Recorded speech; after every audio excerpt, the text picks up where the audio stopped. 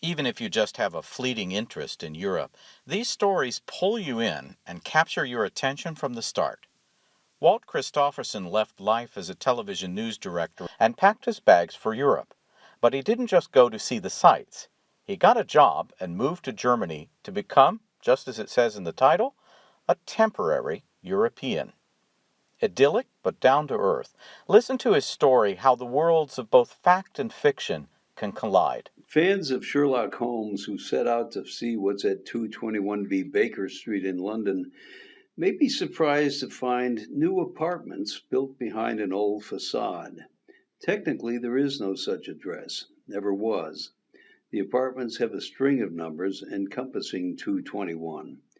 For most of the past century, that site was the headquarters of a bank called Abbey National. Soon after it opened in 1932, letters addressed to Sherlock Holmes started arriving from all over the world at the rate of one each day. Not wanting to disappoint Holmes' admirers, the bank designated a secretary to send out replies, purportedly signed by the legendary detective. That continued until 2002 when Abbey National relocated and the interior was rebuilt as apartments. His stories are gathered from true life experience on the job, working for a 1980s PBS television show called European Journal. He later worked for the U.S. government at Radio Free Europe, and finally on the international desk of CNN. Christophersen started as a journalist working at WBBM Chicago during the golden age of television news. His breadth of experience colors his stories with both charm and practicality. We tend to assume that after someone emigrates or escapes from the East, his problems are over. But living in the West requires some adjustment. And for some people, it's not easy. My favorite title was Getting There. But there's 23 books already named Getting There, including a series plus a few others. So that was out. Well, the title should give you some idea of what the book is about. And I think a temporary European does. I did one of these at Brandenburg Gate a while ago, and I had tourists taking my picture. Was it a dream job? Would you say it was a dream job? Of course. And in what way? What was it that made it so special? Just having fun and being paid for it. That's the definition of any dream job, isn't it? Okay, now, of course, no one can predict what the European tourist season will be like next year. There are too many variables.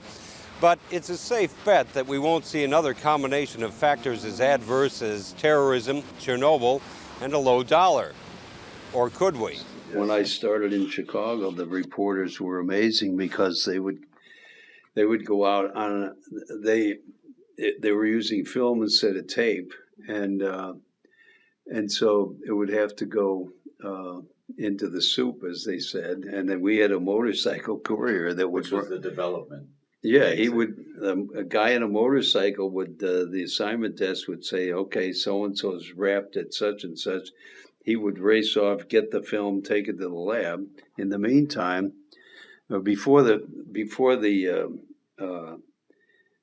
after they shot whatever they were shooting, the reporter would sit in the car and with an old paper bag or something write the entire script, and then he would sit there and record it on film with the camera pointed to the floor.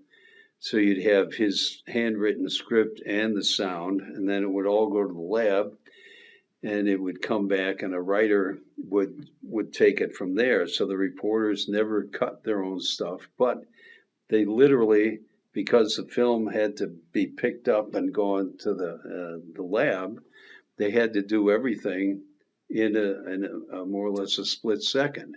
And one run, so, one time through. Yeah, and so that was a lot. That was the worst it could be, but they did it every day, and that's a lot tougher than what we did. But it was amazing. They didn't. Since then, reporters got to the point where they come back and they sit at the typewriter in the office or the computer for, I don't know, half hour, and knock it out. And it's these guys, the guys who were doing it in the back seat of the car on a paper bag should get medals of honor because it's really tough. This collection is funny, intriguing, clever, and at times hard to believe. We were in Paris doing an interview with a wine expert about the Beaujolais Nouveau. My German camera crew and I had already been in Burgundy shooting the vineyards, the bottling plant, and the trucks rolling out at midnight in a heavy rain to deliver the first cases of the new wine. We were finishing up with a spokesman from the wine industry who was going to tell us what a great vintage it was. As the crew was setting up the lights and camera in the second floor conference room, the spokesman, a well-dressed older man with white hair, sat at a conference table typing background material for me, pecking away with 2 fingers. After he finished, he said he was going to make copies. He walked across the room and headed down the stairs. Seconds later, I heard strange thumping sounds as if someone had dropped something heavy, but I didn't think much of it. It soon became clear that the noise was the man falling down the stairs. When he returned, clutching the copies, he was bleeding from the right corner of his forehead. A woman carrying a bottle of hydrogen peroxide and a large bag of cotton balls rushed to catch up with him. She dabbed at his forehead as he sat down. I immediately said, "Forget the interview. It's not important. Go see a doctor." But he insisted. I moved my chair a little to one side so he would turn his head, decreasing the chance that the camera would see the glistening bruise. Then we did it, one of the quickest interviews ever. All I was thinking of was finishing as soon as possible so he could get medical attention. You never know what you'll run into when you set out to shoot a story.